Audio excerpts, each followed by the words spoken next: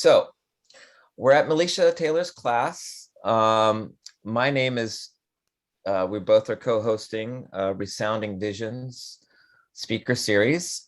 We're here with Pamela Z, but I have a long intro before I officially get started. Okay, so my name is Jeffrey, and I'm a lecturer at AMD in the AMD department, where I teach web art and design as well as sound. The sound class I teach is AMD 308. I'll put it down in the chat there. And the course is designed to give you an appreciation for sound and understanding of audio art, and introduction to sound design for film, video, and podcasting, and a basic training in audio recording and mixing. The course emphasizes the creative use of audio for video, film, audio art, and installation art. It combines reading, writing, discussion, sound recording, and mixing and video production. So please join me next semester if you're interested, AMD 308. Also, Anna Petrisco is an amazing professor as well. She also teaches the same class at a different time. So both of these classes host workshops for our students for the same series. Pamela did an amazing job yesterday. If you are interested in participating in the workshop, as a student, you can definitely sit in on Anna's or I's workshops. And Kevin, if you could put your email just in the chat, Kevin will lead you to one of those workshops. So I have a land acknowledgement duty. We wanted to begin today's presentation with a land acknowledgement. We would like to acknowledge that we are speaking to you tonight from unceded territories of the Kumeyaay peoples, and that the meeting place of Cal State is surrounded, in the surrounding areas, is still home to 6 federally recognized bands of the La Jolla, Pala, Poema, Pashanga, Rincon, Soboba, Luisino, Payu, Yomich Chom people. If anyone knows how to pronounce that correctly, please chime in. We would like to take this moment to acknowledge and express our appreciation and respect for those groups whose homelands we reside and learn on, recognizing that they are stewards of this land from time immemorial, in spite of ongoing violence of settler colonialism. Given that we are not all together for this session, we invite you to look into whose ancestral homelands you reside on by consulting the resources we will be sharing in the chat in a little bit, as a first step in recognizing the resilience and strength of Indigenous communities and expressing solidarity with efforts to undo their intentional erasure. And it's such a beautiful land that Cal State San Marcos is on, and remember that it is we to respect this land. So take a few quiet seconds to project solidarity as I share those resources now. See if I can do that. Hold on. I will put this in, and maybe take the brackets out of this. There you go. Yeah, that should work. Okay. So welcome to Resounding Visions. This is a year-long series of BIPOC artists, musicians, and scholars who work at the intersection of sound art to explore forms of cultural resistance and affirmation. The programming committee on the series includes faculty members Misael Diaz, Christine Dickman, Ana Louise Petrisco, Melisha Taylor, and myself, Jeff Ray. We wanted to extend a very special thank you to Steve and Laura Wagner and the Epstein Family Foundation for their generous funding that makes these events possible. We also wanted to thank the School of Arts, especially Albert Ruscone, for their support. We literally couldn't do it without Albert. Before I pass the buck over, before I start, when you want to do a question and answer, do the Q&A rather than chat. But also still look for chat for extra information, please. So today's presentation by Pamela will last approximately 40 minutes before we open it up for questions and answers, generally. And so I want to read a bio. Pamela Z is a composer, performer, and media artist making works for voice electronic processing, samples, gesture activated MIDI controllers, and video. She has toured throughout the US, Europe, and Japan.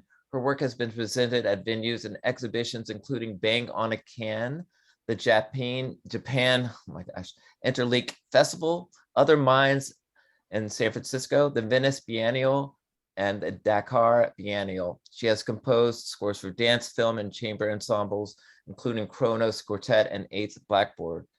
Her awards include the Rome Prize, United States Artist, the Guggenheim Doris Duke Artist Impact Award, and Robert Rauschenberg Foundation, and the Herb Albert Award. Her website is www.pamelaz.com. I'll put that in the chat as well. And a little bit update on the bio. She just had a project, a virtual tours at Times Square, New York, called Times 3. And during her residency for Rome, she created an immersive sound installation that I think she'll be showing tonight. And she is performing coming up at January 11th at Walt Disney Concert Hall in Los Angeles, California, with the LA Philharmonic in a project called Green Umbrella, where she collaborates with a bunch of other amazing people. Maybe we'll put that in the chat as well. And on a personal level, Pamela Z is one of the reasons I do sound design and where I'm at now. And she taught me many years ago, sound edit at 16. I keep remind her of that. It was a life-changing experience, and I am forever grateful to the amazing Pamela Z. Please welcome, we are so honored. I am emotionally just very emotional about this because Pamela Z is just amazing. And here she is, Pamela Z. All right. Thank you, Jeff. Can everybody hear me? I think I'm unmuted and all of that. Okay, so first I just want to thank you for having me as a guest. Today I'm going to talk to you about my practice and the ways in which it has expanded over the years to encompass multiple disciplines and approaches. Early in my career, I could have been accurately described simply as a musician, or more specifically, as a composer-performer. But over time, my work has expanded to include many more facets. So I tend to be variously labeled as composer-performer, chamber music composer, sound artist, installation artist, video maker, intermedia performance artist, and so on. But the work that I'm best known for involves compositions for my own solo voice with live electronics that I often manipulate with wireless gesture-controlled instruments. So I do live sampling, processing, and looping of my voice in real time to create layered performance works that are sometimes rhythmic and sometimes more abstract in nature. So just to give you a taste, I thought I would share with you just a little collage of excerpts from some of my performances over the years.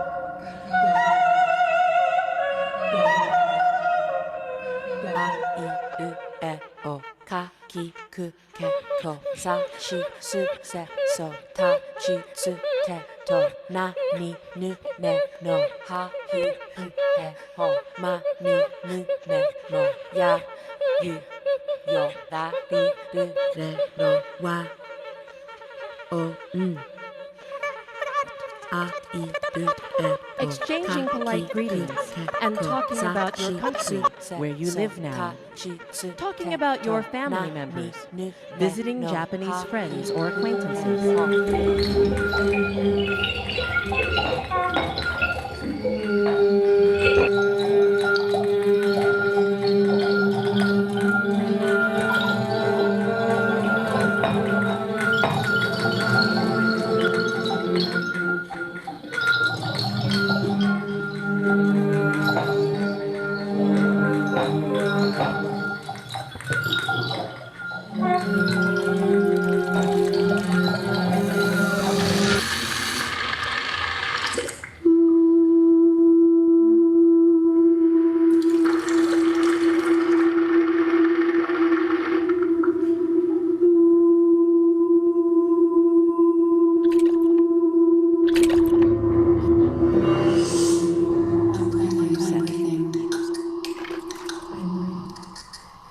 I'm breathing. I'm breathing. I'm breathing. I'm breathing. I'm breathing. I'm breathing. I'm breathing.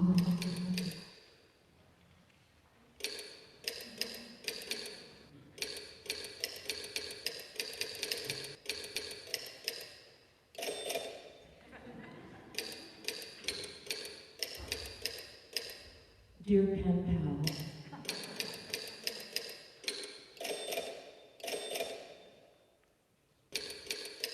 my computer is broken.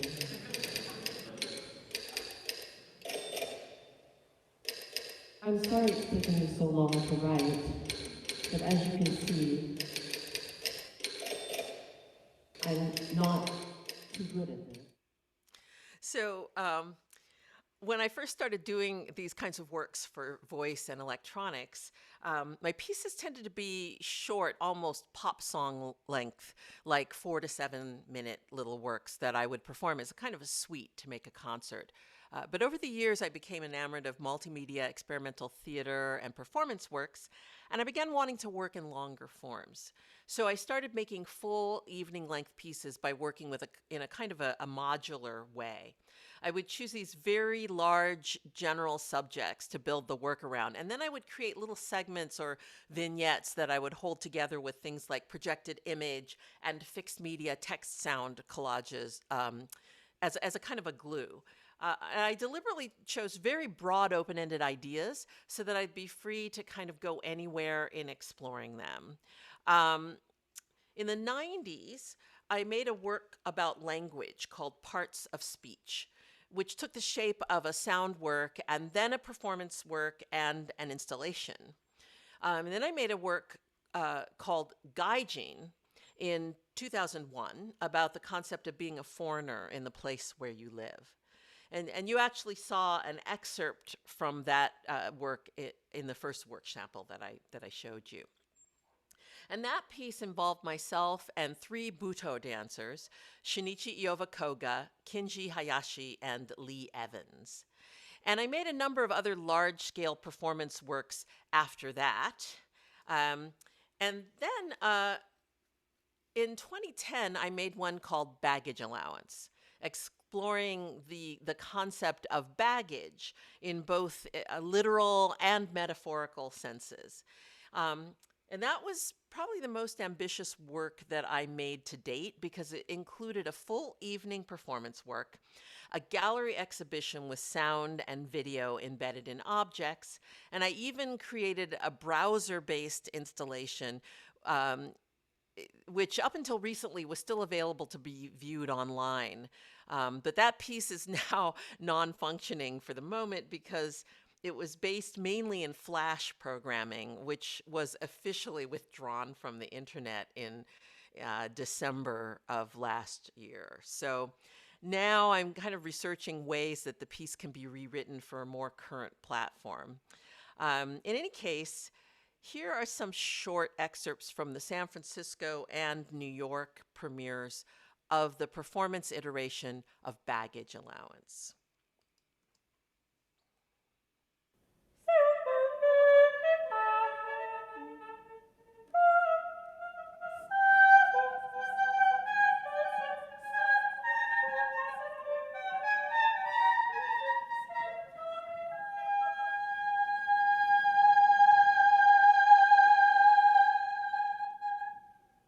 Use caution when opening overhead bins. Items may have shifted during flight. Unknown person, unknown person, unknown person, unknown person, unknown person, unknown person. Did you pack your own bag? Unknown person. Did any unknown person ask you to carry something? Person, unknown person, unknown person. Has your bag at any time been out of your immediate control? Person, what is the purpose of your travel? Unknown, unknown. 2 pants, 2 or 3 shirts, camisoles, maybe another jacket, a vest. I usually always have a vest. Either warm or wet clothing, 1 or 2 pair of blue jeans folded, and sometimes a pair of pajamas. 1 or 2 skirts, 1 pair of dress pants, 1 pair of jeans, maybe 1 sexy nightie, depending on what's going to happen. Socks. And socks. 6 pairs of socks. Just enough socks and underwear. See, I almost forgot the socks.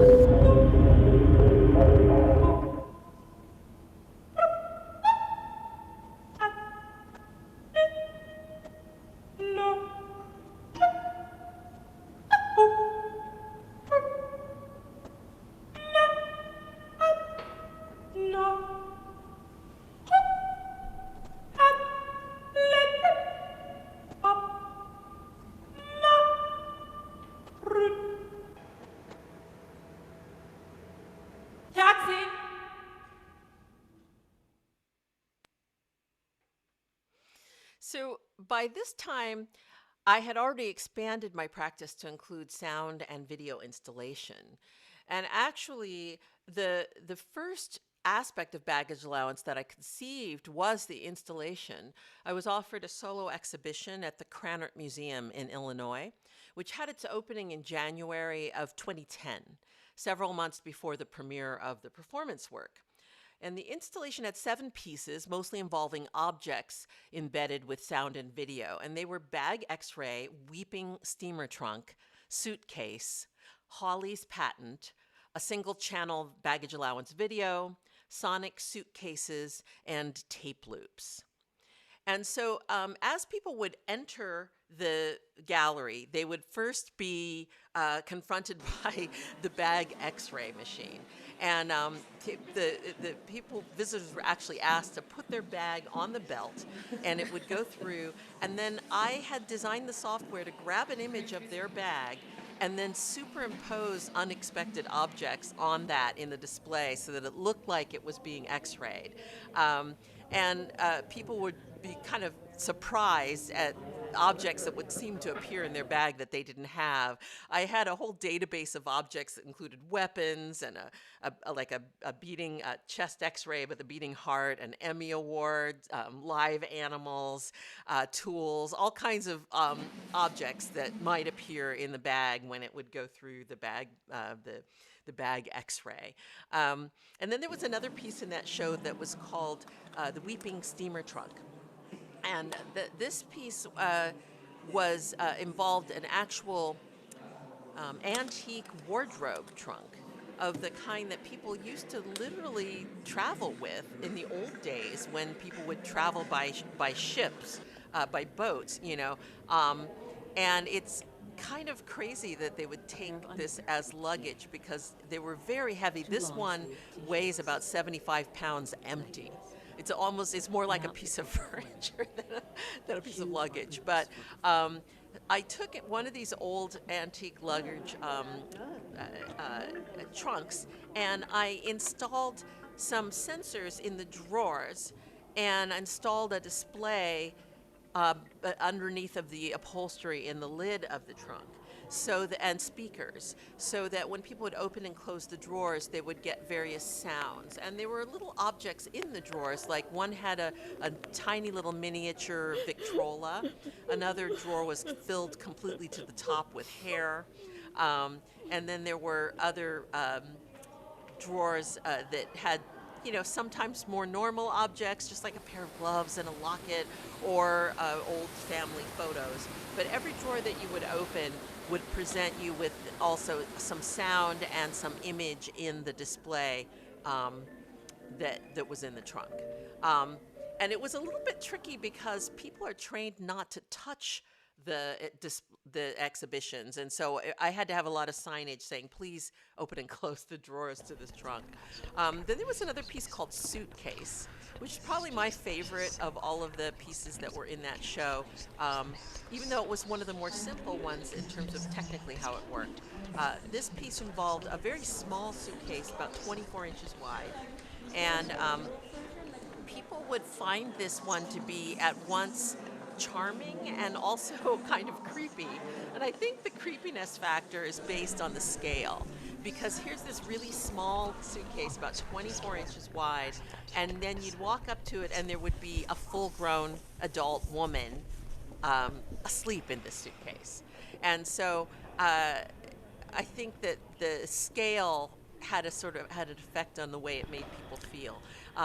And she would just lie there, and then every once in a while, and you could also hear my voice was also in it, so you could hear this kind of whispering and muttering of all the things that you kind of worry about when you're trying to get to sleep. So then there were several other pieces in that show as well. But I won't go into all of them. If you're curious about them, you can go to my website and look under repertoire and then under installations, and you can find more information about Baggage Allowance, the exhibition.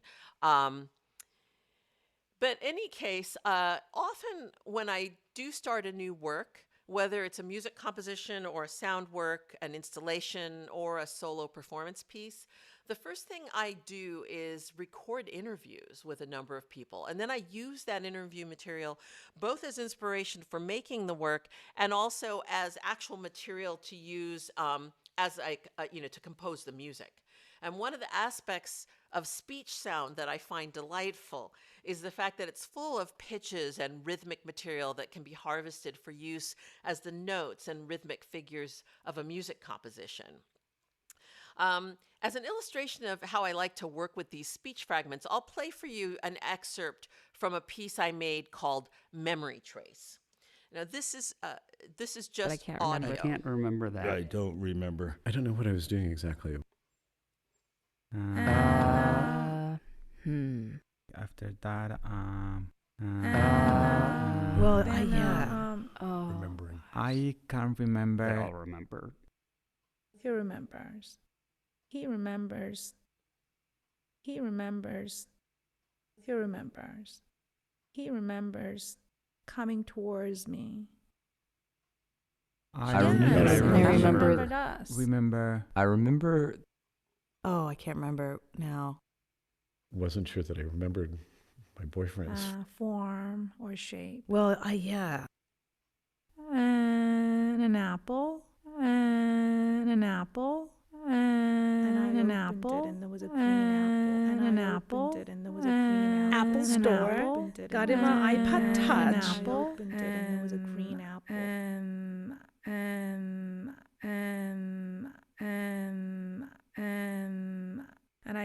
we passed my 2 or and the 3 sand we I passed put my and I dreamt, and it was drizzling. A clear memory. Absolutely. Yes. Yes. Yes. Yes. Yes. Absolutely. Yes, I make lists. I love lists. I certainly make plenty of I lists. always I write never lists. keep all I those only made lists. 3 lists. For making lists. I go through definitely make periods of my lists. life where I don't have lists. I am notorious for making lists. I was in a car on a slippery slope. I was in a plane and it started going down. Before that, I was painting. And I was with my sister. Couldn't really prove who I was. I think I was like 12. I was about to leave a comfort zone of sorts. I was sleeping on the floor. I was like trying to call 12. my Couldn't dad really and prove who I was. I think I was Confused about why I was coming here. I was a spy in a past life. I don't know what I was doing exactly. After that, Remembering. I can't They remember. all remember. After that, So, in recent years, I've received a fair number of commissions from chamber ensembles. And as a result, I've composed quite a few chamber works. Some composed for chamber ensemble plus my voice and electronics, some for just the ensemble to play acoustically, and most involving some sort of electronics, whether it be live processing that I do on the ensemble themselves or a fixed media part that they play along with. In 2012, I was commissioned to compose a work for Kronos Quartet, which was written for string quartet and tape, as we still like to call it. The piece was about speaking accents, specifically accented English.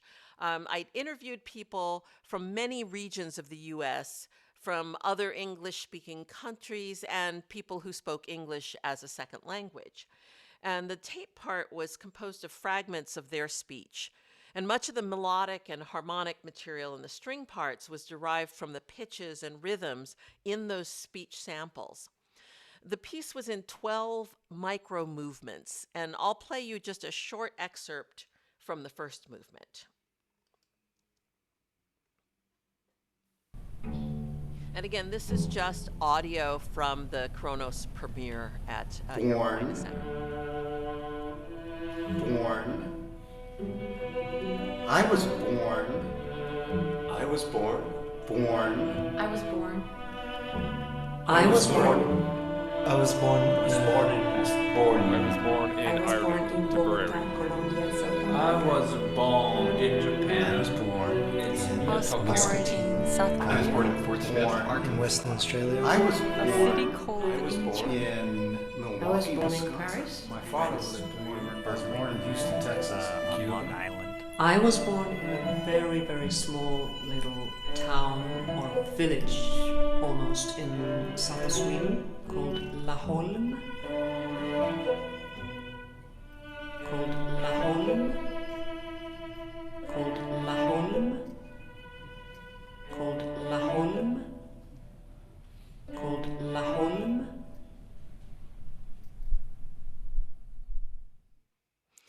So another string quartet that I was commissioned for was for a group called Del Sol Quartet in 2016, and the piece is called Attention.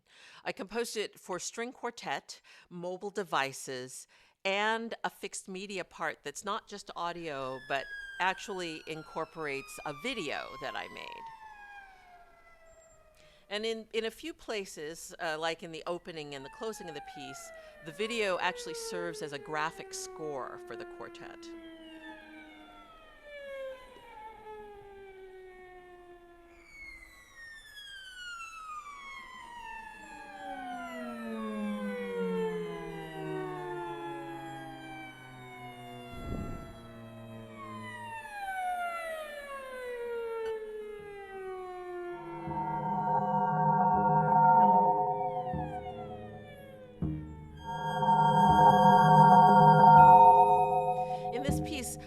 thinking about the ways in which our focus and attention are constantly challenged by endless notifications and nonstop communication feeds. And the piece kind of requires the quartet to make their way through the score in the face of a series of mounting interruptions.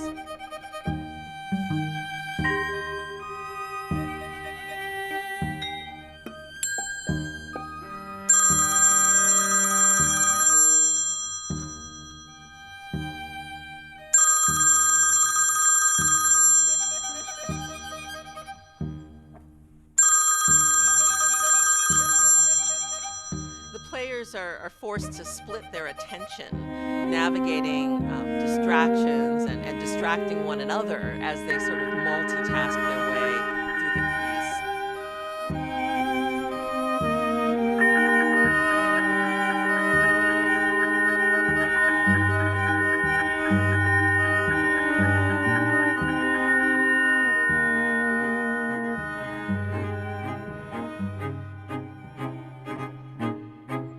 In the premiere, I made use of the Exploratorium's Meyer constellation system to deliver kind of beeps and bloops of text alerts and notification tones throughout the house, so that at times the audience members feared that the sounds might be coming from their own devices.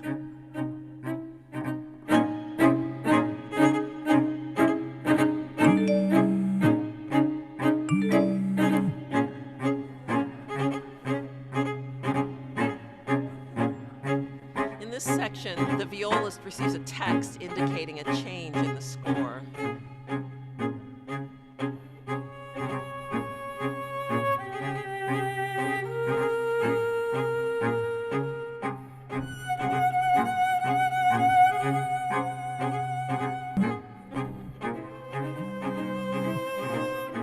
And there's even a section in which the cellist's phone starts ringing, and she actually decides to take the call while she continues trying to play the piece.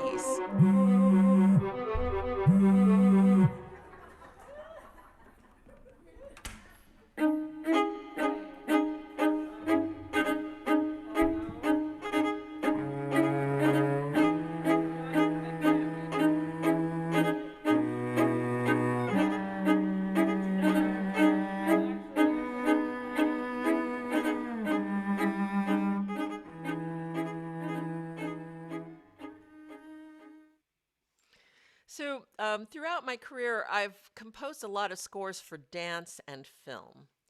And I've been commissioned by many choreographers over the years, including people like Joe Kreider, whose company is known for a very athletic kind of aerial dance that Joe refers to as apparatus-based dance. And Mary Armentrout, an experimental choreographer who makes performance installations that often actively involve the audience.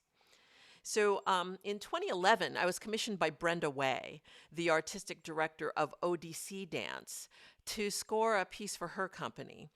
And in this score, I make a lot of use of two devices I'm quite fond of in my work: found text and alphabetized lists. I always loved lists, especially alphabetized ones, because I find them to be tremendously poetic because of the sonic properties of the kind of repetition and gradual morphing that occurs within them. It's a bit like rhyme, but in my opinion, it's almost better than rhyme because it's less predictable. Brenda made a very substantial 25-minute piece called Waving Not Drowning, for which I composed a lot of new music. And the score also used a little of my existing work, including my found text piece, Pop Titles You. Here's just a few excerpts from Waving Not Drowning. La lingerie, les lunettes, le luxe, le maquillage, les mannequins, les manteaux, les maris, la mode de parfum, la personnalité, la photographie, la plage, la planification, la pluie, la posture, la prospérité, la quantité.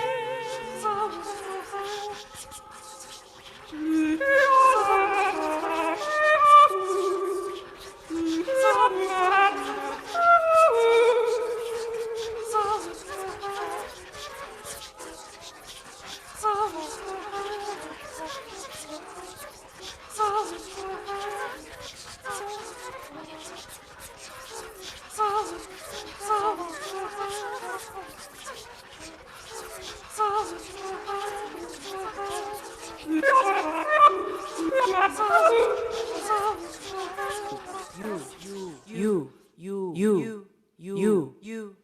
stand out. You started laughing. You started me dreaming.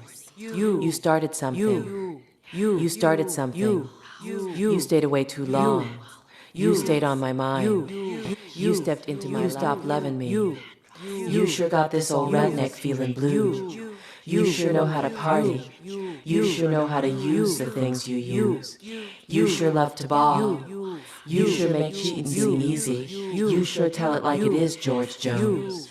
You take a little bit of it home. You take me for granted. Coats, cocktails, color, comfort, daughters, dinners, discretion, dresses, earrings, expecting, fashion, figures, funerals, gadgets, gestures, girlfriends, glasses, gloves, grooming, hair. In fall of 2019, I moved to Rome.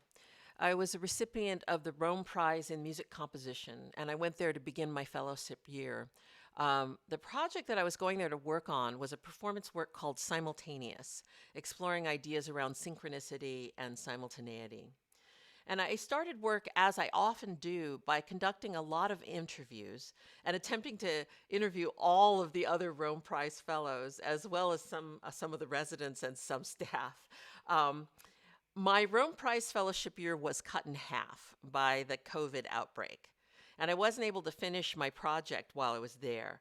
But I did manage to create an installation work called Sonora Spolia, using a lot of speech fragments from the interviews that I recorded.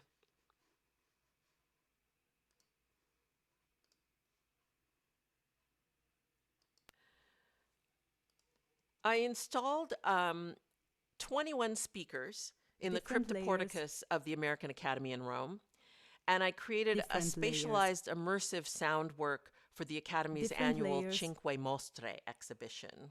Different layers overlapping. Different layers. Different layers. Different layers. Different layers overlapping. Different Significant layers. overlap. Very much overlapping. Different layers. Very, very much overlapping. Different layers. Different layers. And overlapping. So strange.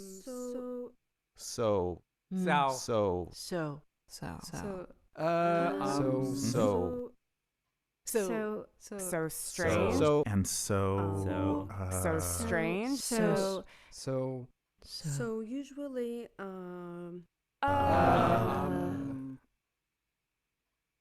and she and I realized that we were both wearing the same, in that moment, like the same exact pair of flannel pajamas with penguins on them.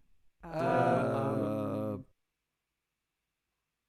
had a dream about a very dear friend who I don't speak to very con cui often. non parlo molto spesso. He was a friend from college. Era un compagno di We were very college, close. eravamo molto amici. So when I returned stateside, needless to say, all of my live events were canceled or postponed, and I found myself facing the strange new reality that we've all been living through. I began to focus my creative energy on a concentrated studio practice, trying to complete commissioned works and long-neglected recording projects. And I was and still am inundated with a lot of commissioning deadlines and many online performing and speaking engagements.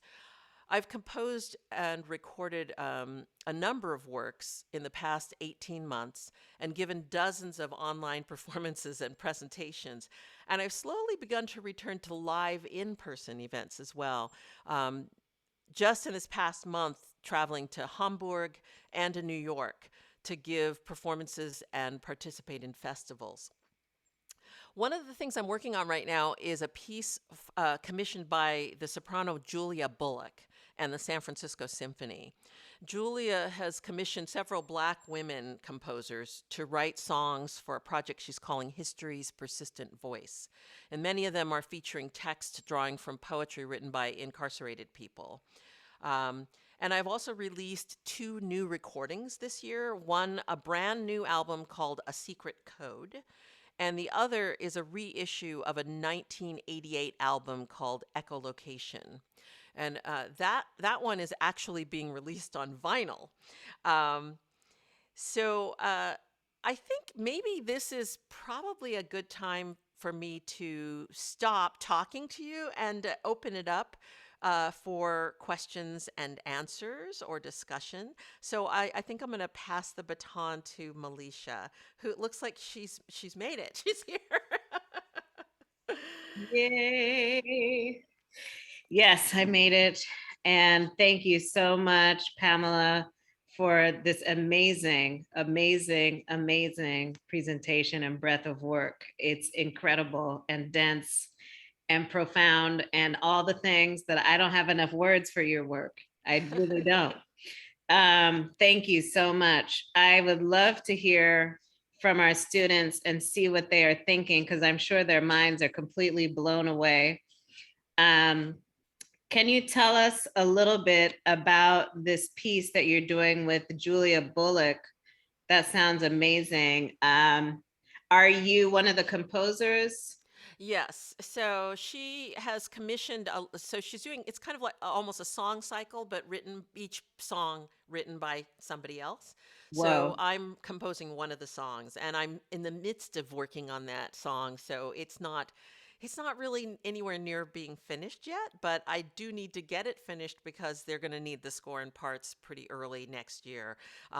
It's going to premiere in San Francisco at, I guess, at Davies Hall. I'm not sure if it'll be in Davies or it'll be in another hall, but it'll have a live concert premiere with Julia singing and members of the San Francisco Symphony playing. So I'm writing it for her voice and for string players, like the string section.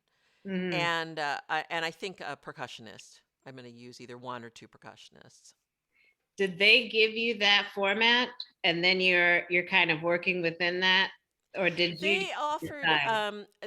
I think they gave a breadth of instruments that were allowed because that, every concert they do, they contract with whatever musicians will play.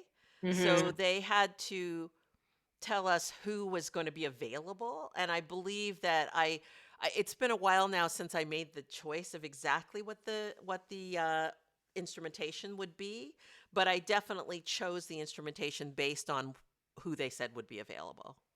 Wow. Whew, what an opportunity. That sounds amazing. Okay, and now I've got some beautiful questions in the Q&A here. Um, let's see. So Maria asks, what made you want to include bel canto? And I'm wondering, Maria, if you can expand on that, and I'll come back to that question. Expand on what you mean by what made you want to include bel canto. Deshelle Clark says, would you ever create a performance where you overlap children's voices or animal sounds to convey a unique form of communication? Wow. I do have. I'm quite certain I use a lot of sampled sounds, mostly human speaking voices, but also found sounds of objects and that I record and so on and so forth. And I'm quite certain that there are pieces I've done that already have animal sounds. One of which is called Syrinx, and it's all samples of bird song, but it's Wow. birdsong deconstructed so that it's like slowed down so that the pitches drop into a human range and you can suddenly hear all the notes that are in the bird song which to our ears just sounds like a very high pitched chirp. But when you slow it down, you find out that it's a very complex song with lots of notes. And if you bring it down, if you stretch sound, now I don't know how technically inclined your students are in this class, but if you stretch sound, two things happen. Sound gets longer, but it also gets lower in pitch because you're stretching the sound wave, and so you're making the waveforms longer, which makes the pitch lower. And so when that happens, the really high pitched sounds come down into a range that's actually more audible and actually doable by the human voice. And so I created a piece where I actually take these bird songs and then I stretch them out and then I learn them and sing them back, and then I recrunch it so that my voice goes up into the high bird range. So that's kind of a fun one. In terms of children's voices, um, with the exception of a few places where there's some little samples, like in one of the film scores I made, there's a sample of a small child sort of laughing. Um, but other than that, I haven't used a lot of children's voices, but I did compose a work for the San Francisco Girls Chorus a couple of years ago. And that piece was for all the levels. And I don't know how many of you are familiar with San Francisco Girls Chorus, but they're a world famous, I think Grammy award winning choral organization. And it includes girls all the way from really small, like 6-year-old Mm. girls, all the way up to teenagers who are in the highest level chorus. And so they have an annual concert that all of the levels play in. And so they commissioned me to write a piece for all the levels. So I wrote a choral piece for all these girls. And it used a young woman's voice, speaking voice. And then I sort of transcribed the pitches in her speaking voice to become the pitches that these girls were singing. So I was using children's voices, but not as samples, but as actual live voices in that piece. Wow. And on that, Tristan asks, which individuals or what aspects of your life do you tend to draw from that influence your art or your sound? What Well, influence you? I think everything in my life influences my art, and so my influences range from being other artists and the work that they've made to being just sounds that I hear in the world around me. And I often hear sounds that are quote unquote extra musical or non musical sounds, and they sound like music to me. So I've composed works where I've used the sound of the freight elevator in the building I live in. I made a piece years ago that actually transcribed the sounds that my printer made, and those became vocal sounds. You know, and so there's a wide range of things, but in terms of the art that I'm inspired by lots of artists, you know, not just musicians and composers, but also people in the visual arts and film and experimental theater. So it's kind of broad ranging. Yeah. And I think I'll just, while I'm talking, I'll jump back to Maria because I know she had asked this question about Mhm. bel canto. Mhm. And I just wanted to speak to that briefly because um, so I have been singing all my life. Mhm. And but when I was in college, I was a music major and I studied, and actually even before I went to college, even when I was in high school, I studied classical voice. Um, and so, but I studied, you know, when I was in college, I was a voice major and I studied with a voice teacher, you know, especially in the early, you know, earlier days, but probably even today in music schools, most vocal teachers um, really emphasize bel canto singing as like the way that you're supposed to sing. Right. And but when I was in school, it was much more rigid than I think it is now. Mhm. to the extent that most of the teachers on the faculty wouldn't even allow their students to sing show tunes. It was Right. like you could only sing um, classical, like common practice period classical Mhm. music, and Mhm. everything else was quote unquote bad for your voice. Mhm. Um, I was very lucky because I had the one teacher on the faculty who didn't feel that way. Mhm. He didn't like new music and he didn't like these other things, but he was very open-minded about wanting me to use whatever parts of my voice that I had. Um, he always said, if you can sing high, you can also sing low. You should do both, you know. And if you can sing, you know, bel canto style, or if you can sing other styles, you should do everything that you have in your, you know, your toolbox. You should feel free to use. So I was very grateful to him that he was so open-minded and he would allow me to sing, you know, like more contemporary music. He was one of the few people on the vocal faculty that realized that there were still living composers. Uh, Right. but Exactly. um, but anyway, to just get back to Maria's question, when I was young, before I even was in college, I was a singer-songwriter, and I used to write all these songs, and I used to play guitar and sing in clubs, and I would sing kind of folk rock and rock music and all kinds of other things. But I also would love to throw in an opera aria along with those things. And I actually found that in those days, people were so divided. Like the people in the classical world were like, don't sing that other kind of music, it's going to hurt your voice. The people in the non classical world would listen to me and say, oh, your voice sounds too trained.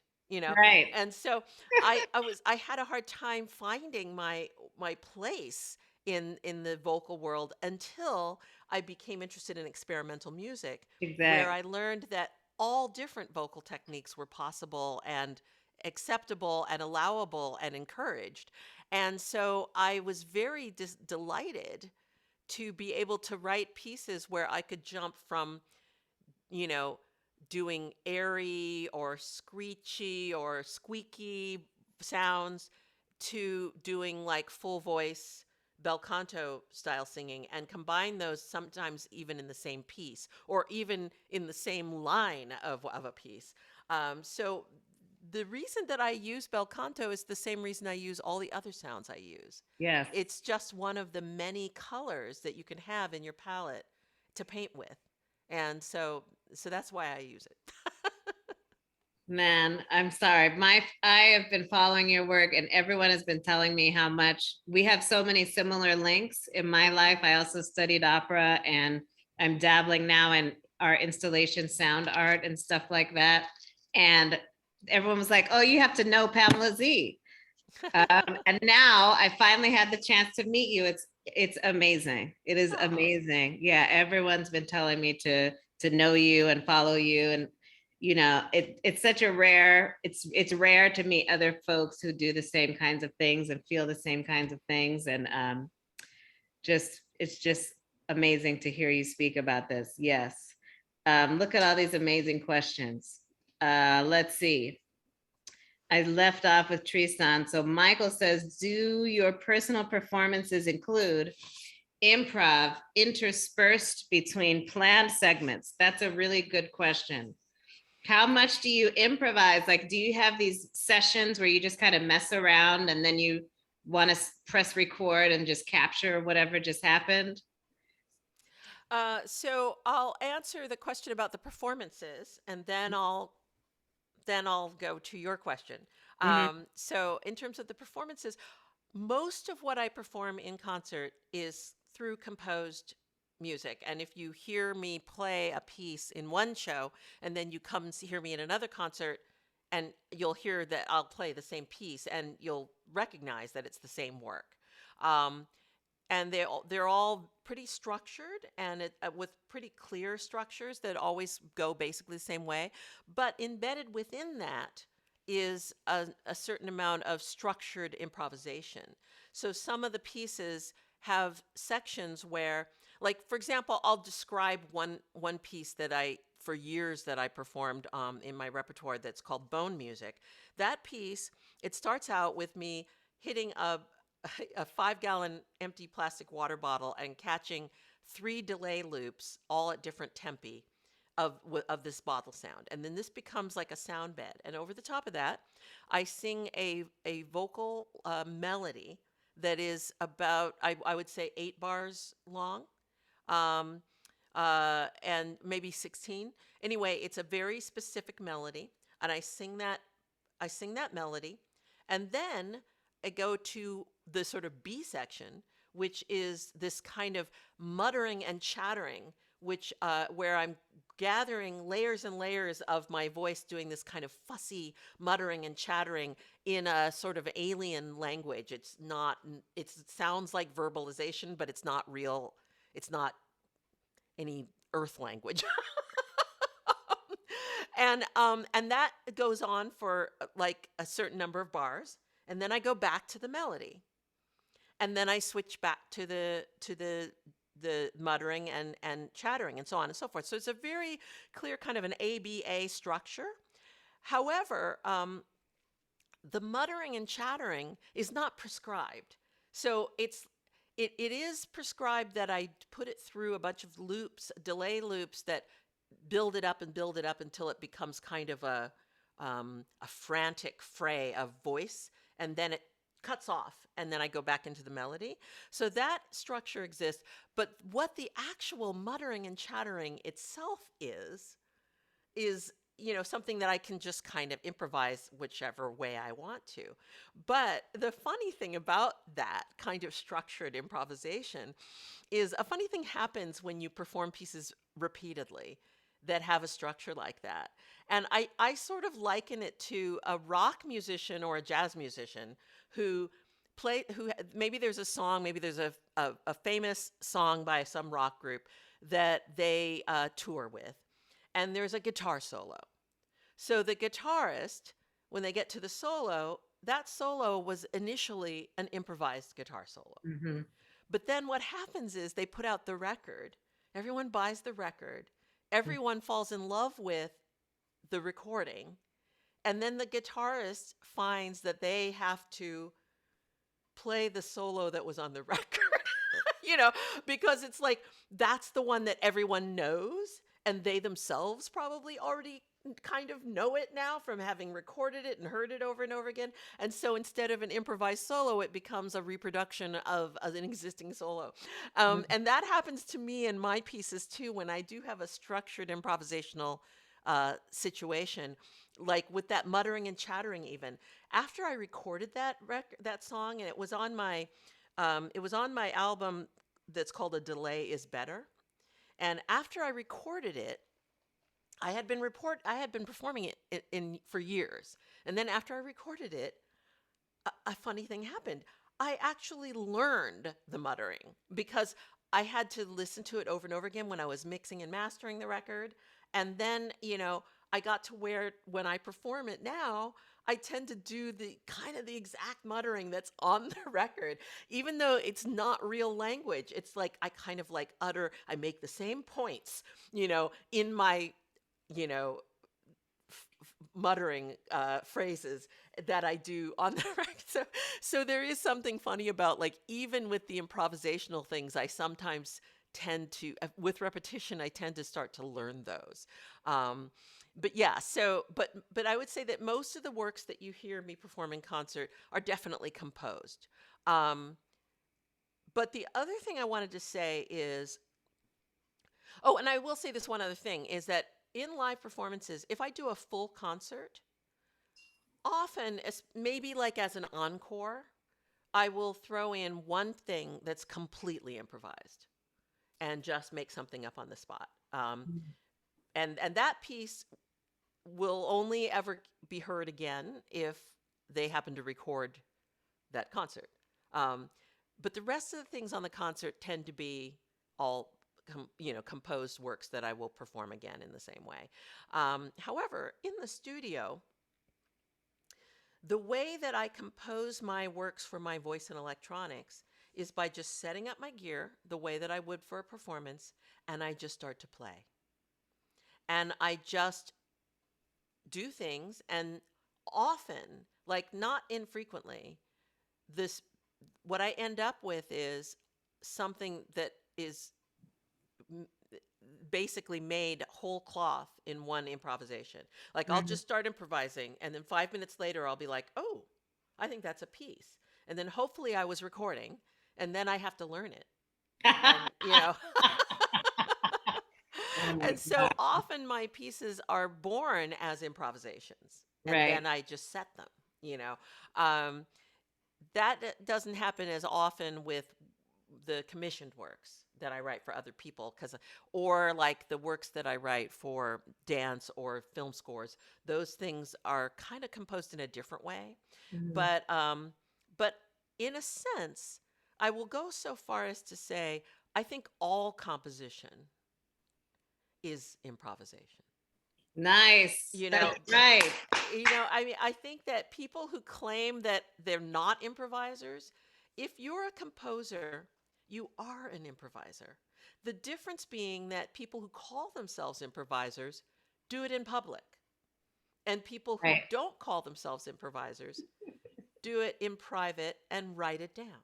And Right. then, but, and even if they're one of these composers that meticulously, writes every phrase and works it and, you know, massages it and works it until they feel like the piece is perfect, even those composers, at some point, even if it was in their head, they had to improvise Mhm. because that's what writing music is. It's Mhm. making it up, right?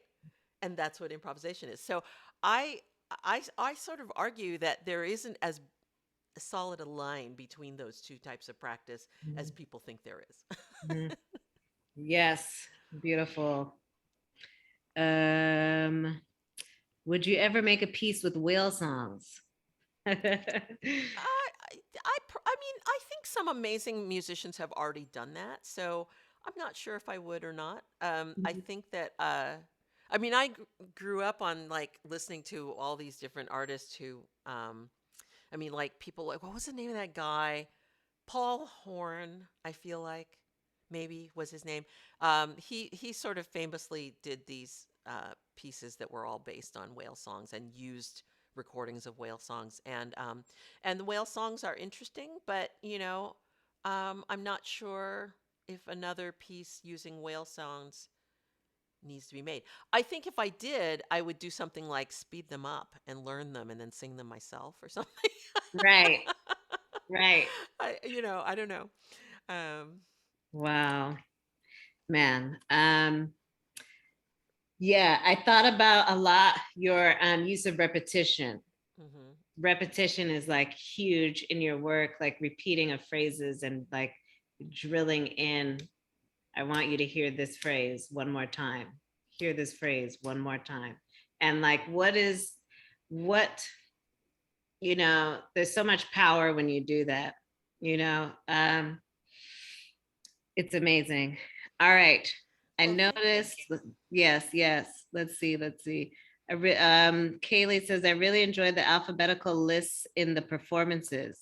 When Mhm. did you start using them? And did something inspire you to start using them, or did it come to you through experimentation? Um, I can give you the precise uh, time when I started using them, and it was that piece that I showed you that you heard a brief example of that Brenda Way used in her dance piece. Um, and it's funny because I don't know why, but that piece is one of my favorite pieces of mine. And it's a 3 minute long, very, very simple, and very repetitious piece. And yet, of all, I feel like it's very rare that I feel like there's something very special about that piece. And it's always been one of my favorite pieces of mine. Also, though, it tends to be beloved by choreographers. And I Mm. think that piece, Pop Titles You, has been used at least by 10 different dancers in their works. Some of them have come to me and asked permission. Others have just simply used it. But but Right. it's been used a lot by dancers. But it was that piece that was my first. That was my first found text piece that used an alphabetized list, and that list came from something that most of your students are probably too young to remember. Back in the days when we had record stores, and before we had all these computers, there used to be this big book that was in the center of every record store called the phonologue. And it was this yellow, onion skin thin pages, like thousands of pages, because it was a list of every song that was currently in print. Wow. And it was cross referenced by the song title, the artist who performed it, and the composer. So whichever piece of information you had, you could look it up in that section and find out the rest of the information. And because we didn't have computers in those days in the stores, they used to send, like the company that made the phonologue would send every week an envelope with several sheets of paper and a sheet of instructions for updating the phonologue. And so it would be like, please remove page 2074 and replace it with pages 2074A and 2074B. And so you'd have to open the ring binder, take out the old page, and put the new pages in every week as new songs came out and as other songs went out of print. Wow. So I used to work at Tower Records in San Francisco. And one of my duties was to update the phonologue every week. And Wow. so one day I pulled out a page and I started reading it. And I was like, oh my God, this is a piece. So I took it home and I made that piece. So that was my first, and that was in 1986 when that happened. So God. You're like such a conduit. Do you feel like you live between? I heard you say something about otherworldliness. Do you feel like you live between like a metaphysical, spiritual space in your work, like that you're a sponge and you absorb all this information and then like you're a conduit of power? Like, do you I feel that? never have had that thought. Ah! I do not think of it that way, but it's lovely that you do. So Right. Oh my God. I mean, that's what I feel. All right, we have a billion other questions. What time is it? Do we have to end or something? I guess we have to end. It's like 5:11 over here. So that means I'm sorry, I'm in East Coast time. ah, Yeah, I'm on the yeah. East Coast. Yeah, Jeff, what do we do? Are we supposed to stop? Oh, it's your class and Pamela, but we should probably slow down. And then I think Pamela has probably 2 or 3 compositions to write, and Right. I think oh my God. I'm very late on a couple of different yes. commissions. I'm working on another piece. So I'm working on the Julia Bullock piece. I'm also working on a piece. I got commissioned by the Los Angeles Philharmonic to make. So I don't know if you know who Natalie Joachim is, but Natalie is a flautist and singer who she was for many years a member of Eighth Blackbird, the chamber ensemble Eighth Blackbird in Chicago. She is no longer in Eighth Blackbird, and she just is working as a soloist and also in a duo with another flute player. They do. They have a group called Flutronics, but Natalie is Natalie and I were both selected. I guess I should just back up a little bit. The Los Angeles Philharmonic has this program that they do every year, a series that's called the Green Umbrella Series.